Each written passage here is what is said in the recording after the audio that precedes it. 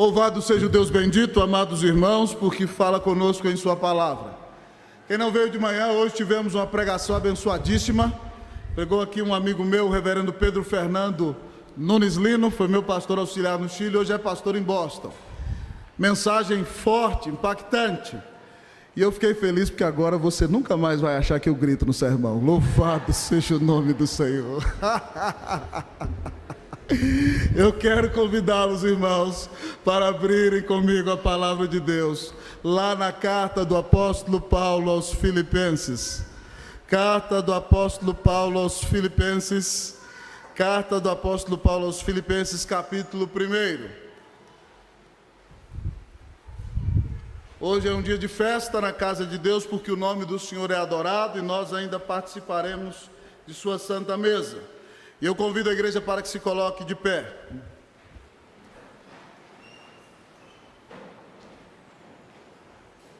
Nós leremos, irmãos, a palavra de Deus na carta do apóstolo Paulo aos Filipenses, começando no versículo 27 ao 30. Nós faremos uma leitura responsiva. O pessoal aí do som não precisa cortar meu microfone igual cortou o do pastor Pedro, tá bom?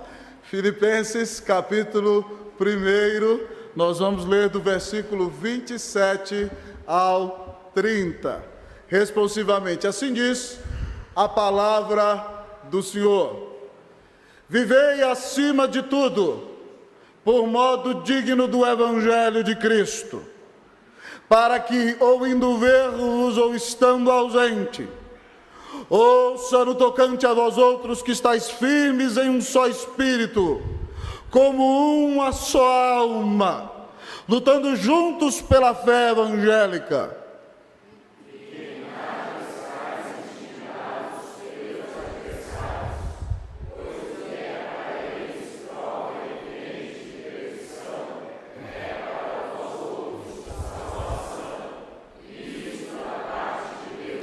Porque vos foi concedida a graça de padecerdes por Cristo, e não somente de crerdes nele.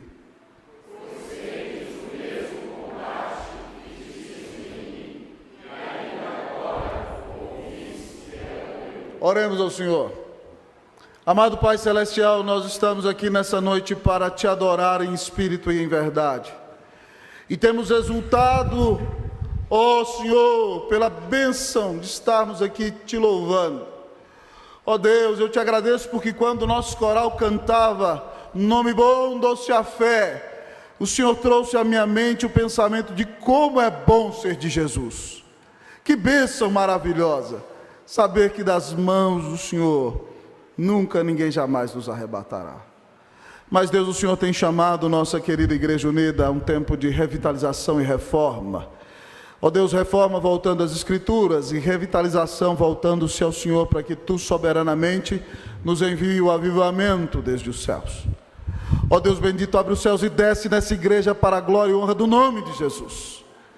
Ó Deus, que a presença daquele que disse em Apocalipse capítulo 2, que caminha no meio dos 7 candeeiros de ouro, que é a Tua igreja, seja perceptível aqui em nossa igreja nessa noite de maneira graciosa, para a glória e honra do nome de Jesus. Ó Senhor, que quando ouvirmos o Senhor falar conosco, nosso coração fique como o coração daqueles 2 irmãos que ouviram o Senhor Jesus expor a eles as Escrituras do caminho de Emaús. Eles disseram: porventura não nos ardia o coração enquanto lhes ouvíamos falar das Escrituras. Então Deus, aquece o nosso peito nessa noite, transforma a nossa vida e faz de nós uma igreja que vive com dignidade, em nome do Senhor Jesus, para a glória do Senhor Jesus. Amém. Assentai-vos, queridos irmãos e irmãs.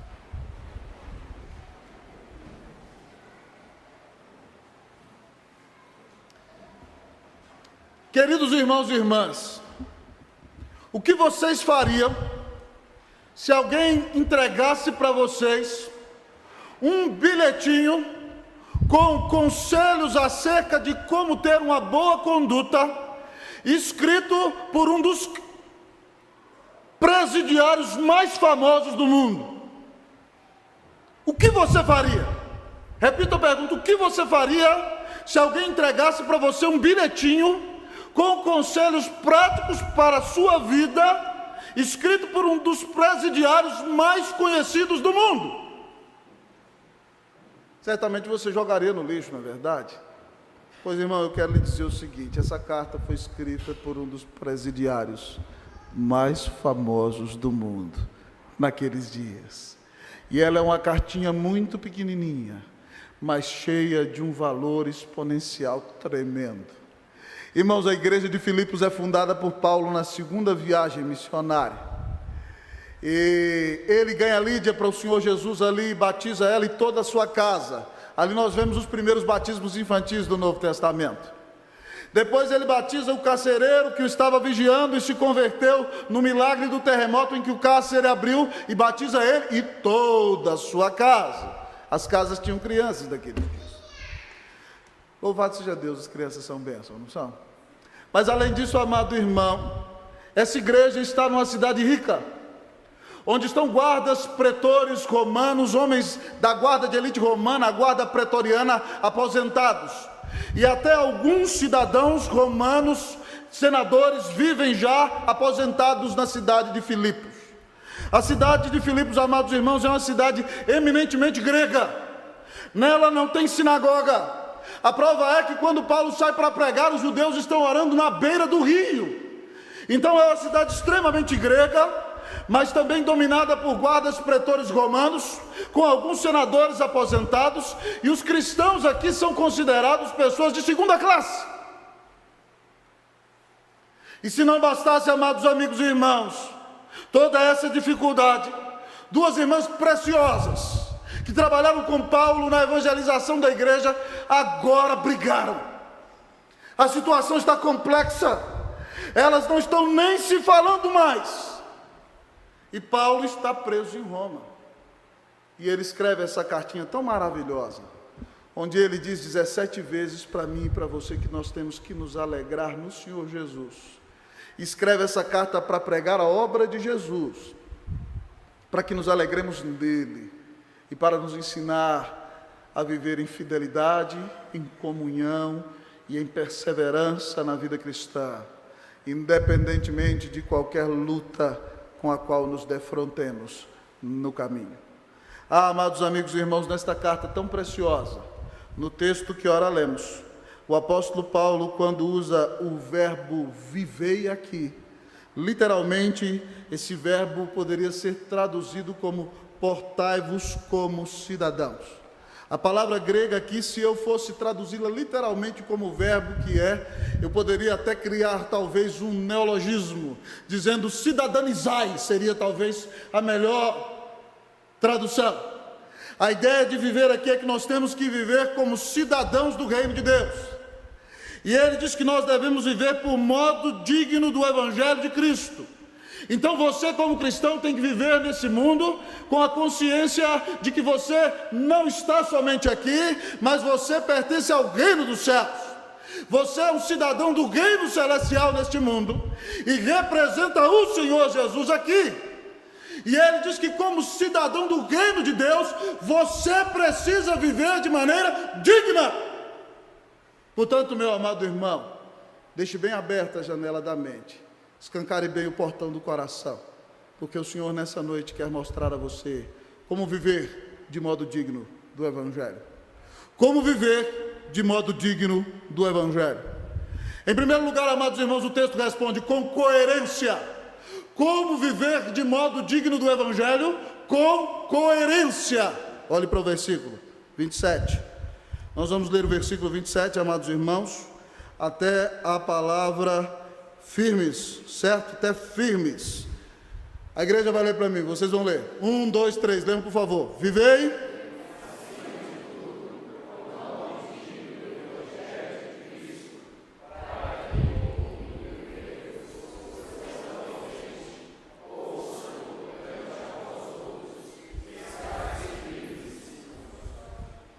Paulo, amados irmãos, diz que essa vida digna deve ser coerente. E deve ser tão coerente que deve ser uma prioridade para nós. Ele diz aqui: vivei acima de tudo. Ou seja, acima de tudo, que essa seja uma das suas primeiras prioridades. E que essa seja uma das primeiras prioridades da igreja. Viver uma vida digna do Evangelho como cidadão do reino com coerência. Como isso, pastor? Ele diz aqui: para que, ou indo ver-vos, ou estando ausente, ouça no tocante a vós outros que estáis firmes. Paulo, amados irmãos, diz a eles que eles não têm que ser fiéis somente na presença do reverendo Paulo, do apóstolo que pregou o evangelho para eles, do pastor do coração deles, mas, amados amigos e irmãos, eles têm que ser fiéis na presença do apóstolo Paulo, têm que ser fiéis, mas têm que ser fiéis quando o apóstolo também estiver ausente, amados amigos e irmãos. Ele diz: ou para que eu indo ver-vos, ou não estando aí, vocês permaneçam firmes. O cidadão do Evangelho, o crente que vive de maneira digna do Evangelho, é coerente. Ele não é um crente sigismundo, que tem um comportamento na igreja e outro no mundo. Ele é alguém que anda direito. Ele é alguém que vive para a glória de Deus. Ele é alguém que vive para exaltar o nome do Senhor. Ele tem consciência que o auditório humano não deve ser a sua primeira prioridade, mas o auditório para o qual ele vive e se apresenta é o auditório de um só ser que subsiste em 3 pessoas. Só pode viver de maneira coerente, amado irmão, aquele que tem santo temor de Deus, e aquele que vive para agradar o seu Senhor sobre tudo e sobre todos.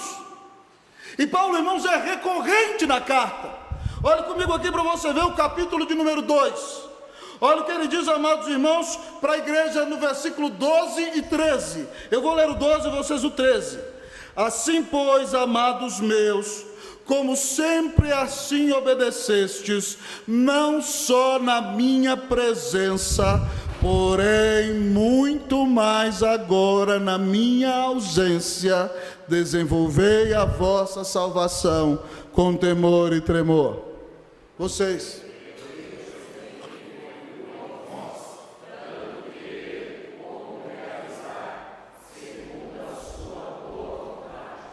Paulo diz: ainda que eu esteja no meio de vocês, ou ainda que eu esteja ausente bem longe de vocês, vocês têm que continuar lutando para desenvolver essa salvação.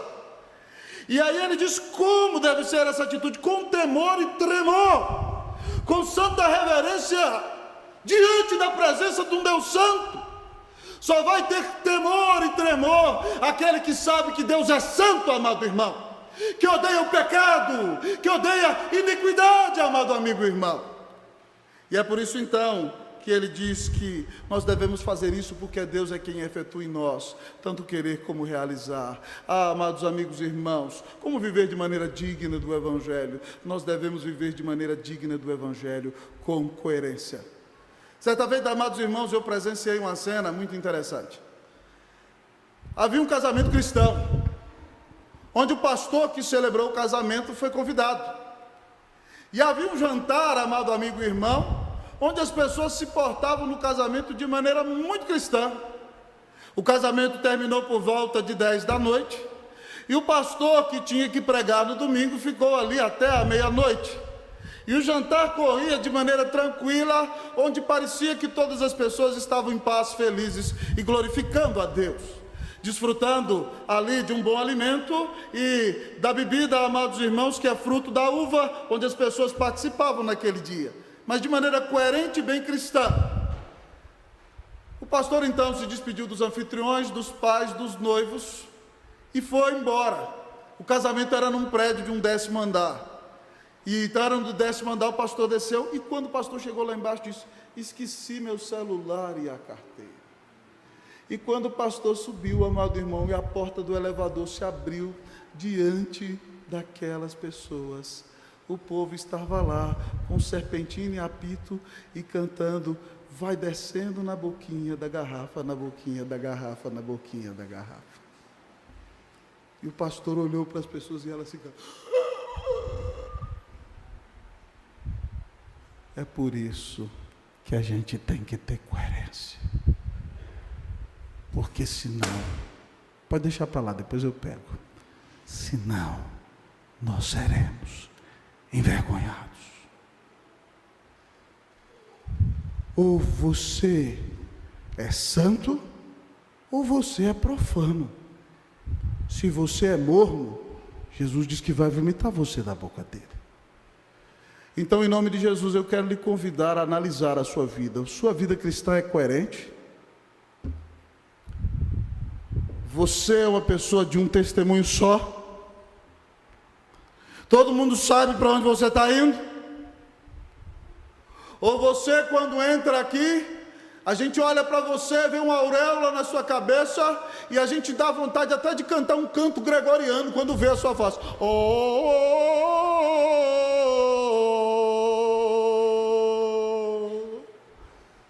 Mas quando sai do portão da igreja para fora, misericórdia, parece que vive como um demônio. Que Deus tenha misericórdia de nós, amém, meus irmãos? Que nós sejamos coerentes. O hino que o nosso coral cantou diz assim, ó: leva tu contigo o nome, vamos lá comigo, de Jesus o Salvador. Este nome dá conforto,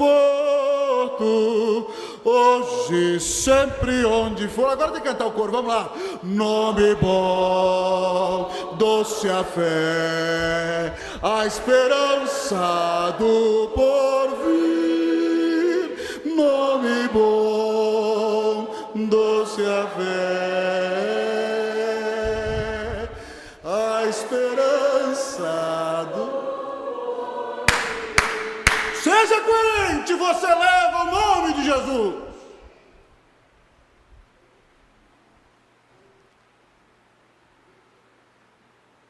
Mas talvez a querida irmã me pergunte: pastor, como viver de modo digno do Evangelho?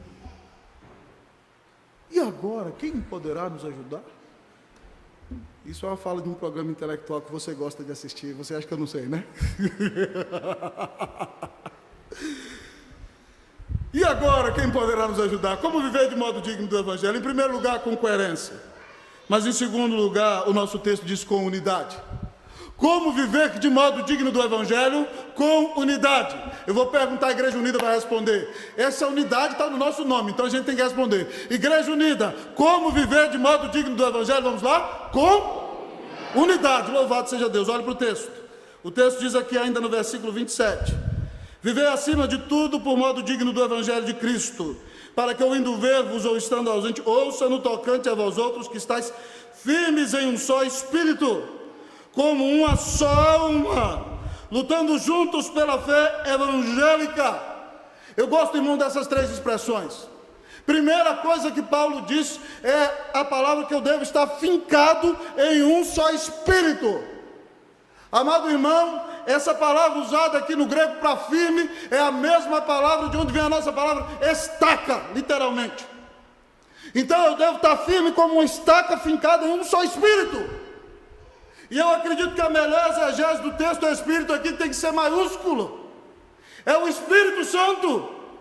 Nós só estamos firmes do Senhor Jesus porque todos somos habitação do Espírito Santo. E todos estamos unidos do Espírito de Cristo. Então, amados irmãos, quando nós vivemos em unidade, nós temos que ter a consciência que nós não nos unimos somente porque vocês são extremamente simpáticos, somente por causa do sorriso do nosso irmão, somente por causa da roupa que ele veste. Não. Nós somos um por causa do Espírito Santo que habita em nós. Temos que estar unidos no mesmo Espírito. Se você é habitado pelo Espírito Santo, é templo do Espírito Santo e é cheio do Espírito Santo, você é um só com seu irmão. Não brigue com seu irmão. Não contenda com ele. E se contendeu, resolva logo. Porque você, quando briga com seu irmão, está ofendendo o Espírito Santo e não o seu próprio irmão. Que Deus tenha misericórdia de nós, em nome de Jesus, meus irmãos. Nós temos que viver em unidade. Mas o texto diz mais, que nós não estamos fincados somente no mesmo Espírito de Deus, mas o texto diz a nós, amados irmãos, que nós devemos estar como uma só alma. É impressionante que Paulo é um grande pintor de quadros com palavras. Ele diz assim, viva em um só Espírito. A metáfora, nós estamos morando dentro da casa do Espírito Santo, né? Fincados no solo do Espírito Santo. Mas agora ele parte para símile, outra belíssima figura de linguagem. Não tão forte como a primeira, mas ele diz aqui, como uma só alma. Sabe qual a palavra alma em grego? É psique. E a ideia, amado irmão, da nossa parte material, mas significa que nós temos que pensar a mesma coisa. Significa que para que haja real unidade entre nós, nós temos que ter um sério compromisso com a palavra de Deus. Não dá para ter unidade, amado irmão, com quem acredita que existem outros mediadores além de Jesus Cristo. Não dá para ter unidade com quem acredita que pode se salvar a si mesmo subindo uma escada de joelhos ou ajoelhando diante de milhares de imagens. Não dá. Não dá para ter unidade com quem não acredita que a Bíblia é inspirada, inerrante, infalível, porque se a Bíblia não vale nada, eu não posso confiar nela, então tem que jogar lá fora. A unidade só é possível com quem é crente, com quem é de Jesus. É por isso então que nós temos que estar unidos em uma só alma, em uma só psique, em uma só maneira de pensar, viver e crer com fidelidade. A Bíblia é a palavra inspirada por Deus. E nós somos um nessa igreja, porque cremos na mensagem que ela nos ensina. Mas é muito interessante que Paulo, ao nos desafiar a unidade, então ele diz, você está fincado, unido com seus irmãos, por causa do Espírito Santo que habita em você pensa a mesma coisa na sua alma, porque você crê na mesma Escritura, no mesmo Evangelho que está na Bíblia, e ele diz, por causa disso, nós temos que lutar juntos pela fé evangélica. E talvez você me diga, pastor, uma profecia. Paulo sabia que no Brasil ia ser criada a AEVB, Associação dos Evangélicos do Brasil. Não é nada disso, meu irmão, nada disso. Lutar junto aqui pela fé evangélica, é claro que nós devemos ter unidade com nossos irmãos, que creem na palavra de Deus, que creem no Senhor Jesus como Salvador. Devemos trabalhar juntos com eles pelo Evangelho. Mas lutar junto pela fé evangélica aqui, amado irmão, é que nós estamos juntos lutando para pregar a fé evangélica, que é a fé que está nesse livro, que é o Evangelho registrado nas Santas Escrituras, a Santa Palavra de Deus. Essa é a fé evangélica. Irmão, o assunto central da Bíblia é Jesus, o seu Evangelho e a sua salvação. E nós vamos lutar juntos pela fé evangélica, é dedicar a nossa vida para viver uma vida piedosa e anunciar o Evangelho a toda criatura. É por isso, meu irmão, que você precisa entender que uma das melhores maneiras para Satanás de neutralizar você, de atrapalhar você de pregar o Evangelho, de parar você no trabalho do Senhor, é fazer com que você fique brigando ou com a sua esposa, ou encrencando com seus familiares, ou brigando com o irmão da igreja. Porque quem briga demais com o irmão na igreja é mestre na arte de perder o seu tempo. Tempo que era para ser usado para ser uma bênção, está sendo usado para falar mal dos outros. Tempo que era para ser usado para discipular alguém, está sendo usado para nutrir o ódio numa conversa com outro irmão. Nós temos que lutar juntos, irmãos, lado a lado, ombreados, por causa da fé evangélica, por causa do Evangelho. Quem fica brigando na igreja, amado irmão, é um estorvo para o reino de Deus. Estou falando sério, é um estorvo para o reino de Deus. Está tomando o tempo do Senhor, que era para anunciar o Evangelho, e está dando ouvido à voz do diabo e à carne. Que Deus tenha misericórdia de mim e de você, amém, meu irmão? Que eu e você não sejamos foco de desunião, que eu e você não sejamos causa de divisão, e se um dia já fomos, que peçamos perdão ao Senhor, e que peçamos perdão às pessoas às quais nós ofendemos, e nos reconciliemos com Deus e com nossos irmãos. Porque uma igreja que vive de modo digno do Evangelho é uma igreja que trabalha unida, ela é habitada pelo mesmo Espírito, ela está fincada no mesmo Espírito, ela tem o mesmo pensamento da palavra de Deus, e ela luta junto pela expansão do Evangelho. Se nós, amados irmãos, não temos tempo para brigar, nós temos tempo para evangelizar e testemunhar. E, consequentemente, mais pessoas virão à nossa igreja e estarão aqui adorando o Senhor conosco. Com o que você tem gastado o seu tempo? Eu falei aqui alguns meses atrás uma frase preciosa do grande teólogo luterano Philip Melanchthon. Melanchthon era o braço direito de Lutero. Lutero era a explosão e a emoção. Melanchthon era a razão. Lutero era teologia e pregação fervorosa. Melanchthon era exegese e ensino com precisão. João Calvino amava tanto, amados irmãos, a postura de Philippe Melanchthon, que o chamava de o exegeta e de o teólogo. E há uma frase de Melanchthon, que é um homem comedido, amado irmão, e na igreja nós precisamos de homens arrojados, que possam romper fileira, para que o reino do inferno, amados irmãos, caia diante de nós. Mas precisamos também de homens comedidos e pausados, para que caminhemos em paz, sem divisão no corpo de Cristo. E Melanchthon, que era um homem desse tipo, dizia o seguinte: nas coisas essenciais, unidade; nas coisas não essenciais, liberdade; em todas as coisas, caridade, que significa amor. Vamos repetir essa frase comigo? Vamos lá? Nas coisas essenciais, unidade; nas coisas não essenciais, liberdade; em todas as coisas, caridade. Irmãos, se nós aplicamos esse princípio na nossa vida, no nosso lar, na nossa casa, nós vamos caminhar mais em paz. E vamos estar dispostos a renunciar por amor ao outro na própria igreja. Sabe por quê? Porque eu não estou aqui na igreja para fazer o meu gosto, nem para fazer o que eu acho melhor. Eu estou aqui na igreja para que o evangelho seja pregado com fidelidade, para que a palavra de Deus seja obedecida e para que o amor de Cristo se perceba em nosso meio. Se você, por exemplo, não gosta que eu use toga, vai ter um dia que eu vou aparecer aqui de toga. A Constituição diz que eu, pastor, posso botar a toga a hora que eu quiser.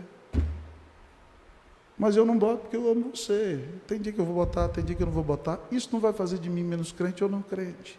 O que eu quero dizer para você, pastor, está chocando, estou chocando. Mas é para você saber o que é de fato importante. Muitas vezes, irmãos, nós não damos valor à essência do Evangelho e colocamos outras coisas e costumes no lugar da palavra de Deus. E quando fazemos isso, ainda com a postura de fidelidade doutrinária, nós corremos o risco de estar nos tornando idólatras, porque nós estamos colocando usos e costumes no mesmo pé de igualdade que a própria palavra de Deus, e isso é idolatria. Que Deus tenha misericórdia de nós, amém, meu irmão? Meu irmão, estou orando em nome do Senhor Jesus, que se você precisa pedir perdão para alguém, você faça isso hoje, em nome do Senhor Jesus. Você vai sentar nessa mesa aqui, que é a mesa do Senhor Jesus, e essa mesa não é mesa de confusão, é mesa de contenda. Que você, meu irmão, se tiver que pedir perdão e se reconciliar com alguém, tome atitude em nome de Jesus. Pastor, é tão difícil esse negócio, eu não consigo, como é que eu faço? Vamos dar uma olhada na nossa cartinha aqui, como Paulo aconselhou as irmãs lá de Filipenses que estavam brigadas a resolver esse problema? Vai ser a nossa aplicação nesse segundo ponto. Filipenses 4, 2 e 3, eu vou ler o 2, você vai ler o 3. Rogo a Evode e rogo a Sinti que pensem concordemente no Senhor. Você o 3.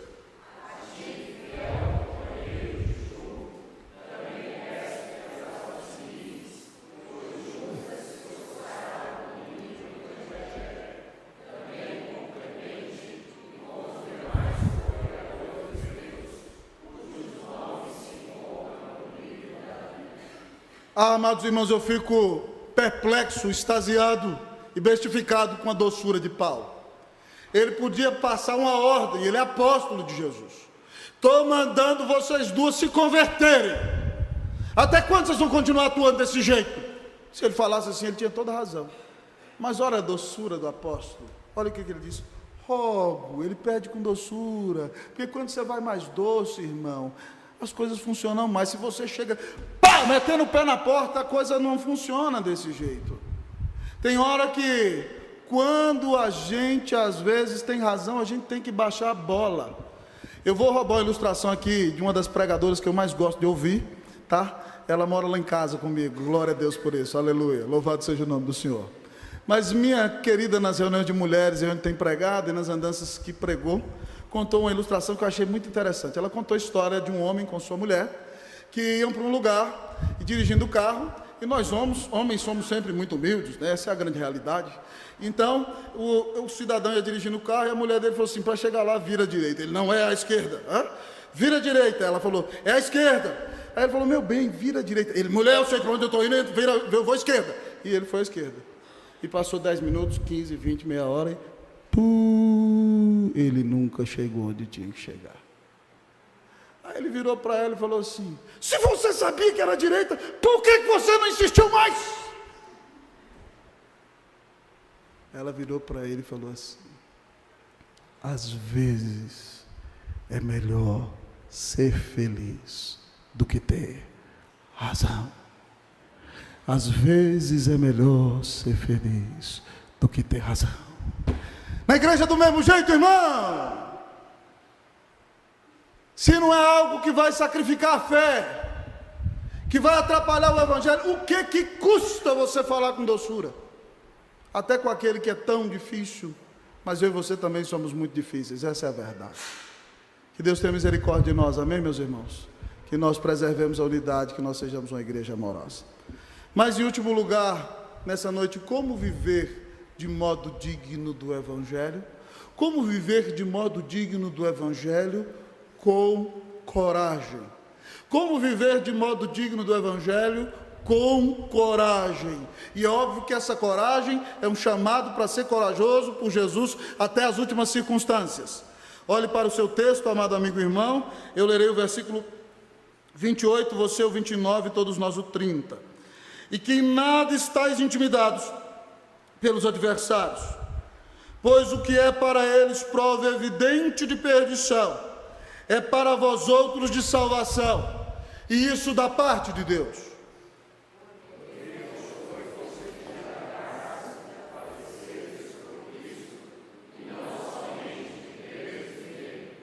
Pois tendes o mesmo combate que vistes em mim, e ainda agora ouvis que é o meu. Queridos irmãos e irmãs, Paulo diz para os filipenses que, ainda que a elite da cidade não seja cristã, ainda que alguns deles estejam sendo lançados na cadeia, e ainda que no mundo inteiro cristãos estejam sendo mortos por anunciar o evangelho de Jesus, eles não poderiam ser um povo medroso. Ele diz aqui, e que em nada estáis intimidados pelos adversários. O crente é aquele que não precisa, não deve, não pode ter medo de nada e nem de ninguém.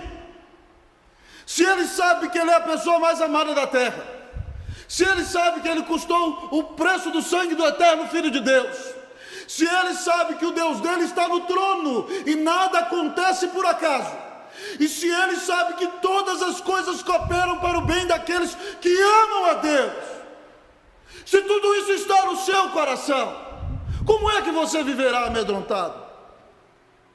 É o cântico que a nossa equipe de louvor cantou aqui outro dia. Te louvarei, não importam as circunstâncias. Deus é soberano, Deus Jesus por mim, Ele me ama. Ninguém pode fazer nada contra mim que o Senhor não permita. E se alguém fizer alguma coisa contra mim, está dentro da permissão de Deus. E Deus tem um projeto maravilhoso comigo nesse negócio. Ou Ele quer me usar para a glória dEle, ou quer mostrar como é que significa a vida de alguém que se parece com Jesus. Então, meu irmão, crente não pode ser medroso. Crente não pode ter medo de partir para cima e anunciar o evangelho. Crente tem que ser ali como nosso presbítero João Galo, ali no Atende 3, na Cracolândia com Cornélio ali, anunciando o evangelho. Aquele povo precisa de Jesus. Crente não pode ter medo. Tem que ter sabedoria e cautela, mas medo não. Eu não sei se você sabe, o mandamento que mais aparece na Bíblia é não temas e não temais. Mais do que 365 vezes. É todo dia Deus falando para você, não tenha medo, não temas, não temas, não temas, não temas. Não temas para cada dia do ano. Então nós não podemos ser um povo desanimado, irmãos, medroso, acanhado, tímido. Nós devemos sonhar os sonhos que Deus colocar no nosso coração e devemos ser úteis para a glória e honra do nome de Jesus. E Paulo diz, amados irmãos, que essa coragem que tem que ter os filipenses, amados amigos e irmãos, é uma prova de que eles estão dispostos a ir por Jesus até a última circunstância. Porque o texto diz o seguinte: pois o que é para eles prova evidente de perdição, é para vós outros de salvação, e isso da parte de Deus. O que ele está querendo dizer com isso? Parece até um tanto quanto confuso. Cristãos desses dias aqui são presos. Cristãos são, amados irmãos, perseguidos. Cristãos são expoliados. Cristãos são assassinados. Para os romanos e gregos que vivem em Filipos, isso é loucura, isso é perdição. Esses cristãos são um bando de desmiolados. Como é que eles sacrificam sua família, seus negócios, suas vidas, só porque não querem dar uma ajoelhadinha diante da imagem, ou não querem dizer que César é Senhor? Eles são os malucos que estão perdidos. Paulo diz, o que eles acham que é perdição, dar a vida e se sacrificar por causa de Jesus. Ele diz aqui para nós, sabe o que é isso para nós? É prova de salvação. E sabe da parte de quem? De Deus. Porque só vai se entregar por Jesus até as últimas circunstâncias quem é salvo. Só vai ficar com Jesus até o final aquele que creu no Senhor e que creu que nunca ninguém lhe amou como Jesus. Então Paulo diz para eles, vocês são loucos de viverem desse jeito, mas da parte de Deus isso é uma prova de que vocês são do Senhor. Vocês não têm que agradar o mundo, vocês não estão em busca de prazeres deste mundo, vocês sabem onde está a vossa alegria, e da parte de Deus já foi chancelado que vocês são do Senhor. E quando vocês se entregam por Ele, estão dizendo ao mundo que receberam de graça a salvação que há em Cristo Jesus. E aí Paulo, amados irmãos, fala de uma graça que os crentes dessa época pós-moderna não desejam, mas ele diz, vocês receberam um belo presente.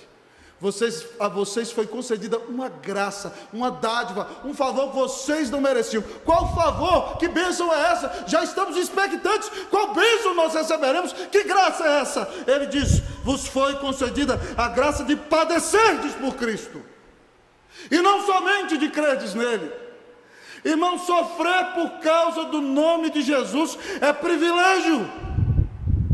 Irmãos, a tradição conta a história de que quando Pedro, amados irmãos, foi ser crucificado, ele disse, eu não sou digno de ser crucificado do jeito que meu Senhor foi, me crucifiquem de cabeça para baixo.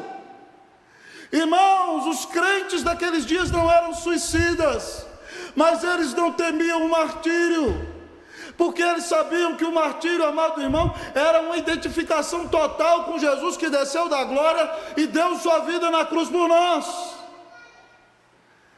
Irmãos, nesse país, quem tem postura já é muito criticado.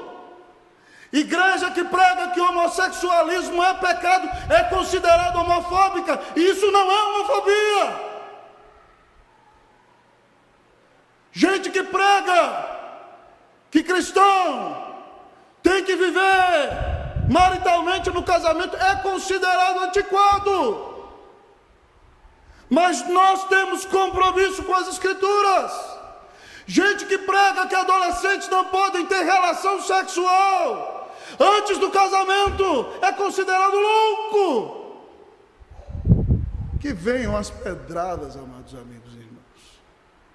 Quem entendeu que Jesus é Deus, quem entendeu o tamanho da salvação que recebeu, e quem entendeu, amado irmão, quem é Cristo e o que Cristo fez por ele, não vai ter medo de nada e nem de ninguém. O crente que tem convicção do Evangelho, irmão, é o pior tipo de pessoa do mundo. Sabe por quê? Porque, logicamente, nós não aprovamos homens bombas nem kamikazes, mas você é o kamikaze da graça de Deus, porque você está disposto a ir até as últimas circunstâncias, por amor daquele que deu a vida na cruz, por amor de você. Você tem vergonha do nome de Jesus? Você tem vergonha de falar que há certo e errado desse mundo pós-moderno? Não tenha vergonha do Senhor, porque Ele não teve vergonha de você. E ele diz que se alguém se envergonhar dele diante dos homens, ele vai se envergonhar deste diante do Pai que está nos céus. Eu espero que o Senhor não se envergonhe de você, meu irmão, em nome de Jesus. Eu clamo a Ele sinceramente para que Ele não se envergonhe de mim. Que nós estejamos dispostos a ser desconsiderados pelo mundo, para viver, para agradar a Deus. E aí Paulo termina o seu argumento dizendo o seguinte: vão por esse caminho, sabe por quê? Ele conta aqui no versículo 30, eu vou falar com as minhas palavras. Porque quando eu estive aí no meio de vocês lembram o que aconteceu? Eu expulsei o demônio daquela menina, que dava grande lucro para os seus senhores, e eles eram pretores, autoridade da cidade. Eles nem sequer perguntaram se eu era cidadão romano. Eles mandaram dar umas varadas em mim, uns açoites, né? Uma quarentena menos um. Rasgaram minhas costas todas, me jogaram na cadeia. À noite eu e Silas, sangrando, transpirando, cantávamos louvores a Deus, porque Deus nos deu o privilégio de sermos identificados e sofrer por causa do nome de Jesus. E Deus fez um milagre maravilhoso.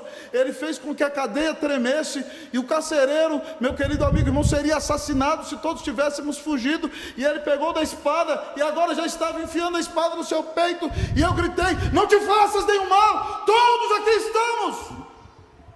E por causa daquele sofrimento, ele entrou tremendo no cárcere e disse: senhores, o que eu posso fazer para ser salvo? E eu disse para ele: creia no Senhor Jesus, e será salvo tu e tua casa. Paulo está contando essa história aqui, de maneira resumida, mas está. Eu fiquei preso por causa do nome de Jesus, vocês viram isso. Se eu fiquei, vocês também conseguem. Vocês conseguem enfrentar dificuldade, vocês conseguem passar a luta por causa do nome de Jesus. Ele diz: vocês viram esse meu combate, e vocês sabem que agora vocês estão ouvindo que eu estou na cadeia de novo. Eu sou o presidiário da graça. É isso que ele está dizendo para aqueles irmãos. Irmãos, em 2 Timóteo 3,12, ele disse para o seu filho Timóteo, quando estava prestes a morrer: todo aquele que quiser viver piedosamente em Cristo Jesus será perseguido. Alguém já arrumou confusão com você porque você está tomando a decisão certa?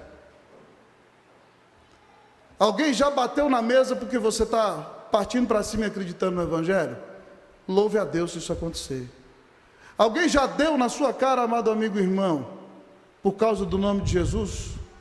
E aí você tem que segurar, porque quando dá na cara, nós somos brasileiros, né? Mistura de sangue africano, português, alguns italianos, espanhóis, todo mundo fica vermelho, dá na cara, a gente quer dar de volta, é assim. Mas a gente fala: Senhor, me segura. Ele segura, amado amigo e irmão. Ele segura. A gente sai meio assim, transtornado, extasiado, mas ele segura. Ele segura. Que você esteja disposto a dar a sua vida por amor daquele que deu a vida na cruz por você. Como dizia Charles Stanley, o grande missionário: se Jesus Cristo é Deus e Ele morreu por mim, não existe sacrifício grande demais que eu possa fazer por Ele. Ou como dizia o nosso querido Martin Dean Elliott, com quem eu quero bater um papo lá na Jerusalém Celestial, assassinado pelos Alcas há menos de um século atrás, no Equador, bem pertinho de nós. Não é tolo aquele que abre mão daquilo que não pode reter, para poder ganhar aquilo que jamais vai poder perder. Portanto, coragem, Maria! Coragem, José! Coragem, Antônio! Coragem, Francisca! Segura na mão de Deus e vai, meu filho. Deus vai te abençoar, em nome de Jesus. Creia no Senhor, creia no Evangelho. Como viver de modo digno do Evangelho? Como, amado irmão? Responda para mim. Com coerência, com unidade, com coragem. Que Deus faça de nós um povo corajoso, porque Cristo não se amedrontou.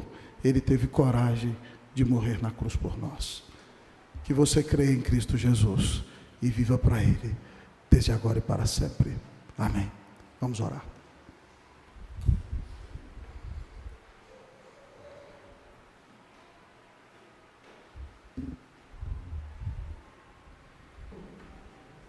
nós vamos pedir ao Senhor que abençoe a nossa vida nesse momento. Se você não tem vivido de maneira digna do Evangelho, eu quero convidá-lo a orar por você. Se você tem sido incoerente, se você tem sido um mexeriqueiro, alguém que divide a igreja, se você tem sido um medroso, você tem medo de falar de Jesus, por medo que as pessoas vão olhar com cara feia para você. Se você é covarde, peça perdão ao Senhor em nome de Jesus. Esse é o momento de colocar a vida nas mãos do Senhor, de pedir a Ele que nos abençoe, que nos ajude a viver de maneira digna do Evangelho. Pai do céu, nós nos humilhamos diante do Senhor, pedimos-te perdão, Deus, porque muitas vezes deixamos que nossa vida se adeque muito mais aos valores deste mundo do que aos valores do Teu reino. Mas muito obrigado porque o Senhor não nos deixa entregues à própria sorte, mas o Senhor nos desafia, ó Deus, a caminhar contigo. Perdoa todas as incoerências da nossa vida, Senhor. Lava-nos no sangue do Cordeiro e faz-nos mais parecidos com Ele a cada dia. Tira toda a falsidade, que nós sejamos a mesma pessoa na igreja, em casa, no trabalho e onde estivermos, porque o nosso auditório é o Senhor. É o Senhor que vê até o que vai no nosso coração. Pai Santo, eu quero também nessa noite pedir ao Senhor que nos ajude a ser uma igreja unida, não só de nome, mas unida no Espírito Santo, com um só pensamento. Deus, faz isso aqui na Igreja Unida, em nome de Jesus, Pai. E que ninguém aqui, ó Deus, tenha tempo para ficar discutindo por efemeridades, mas que nós, Deus, ó Pai, nos levantemos para lutar juntos pela fé evangélica. E, ó Pai, faz de nós um povo corajoso. Eu sei que o mundo se assusta com gente corajosa, gente que não tem rabo preso, não tem nada a perder. Mas esse é o tipo de gente que anda com Jesus. Quando os apóstolos atuavam assim, os tribunais diziam, eles andaram com Jesus. Que seja assim conosco. Fortalece a nossa vida e nos abençoa. É o que nós te pedimos, em nome do Senhor Jesus. Amém.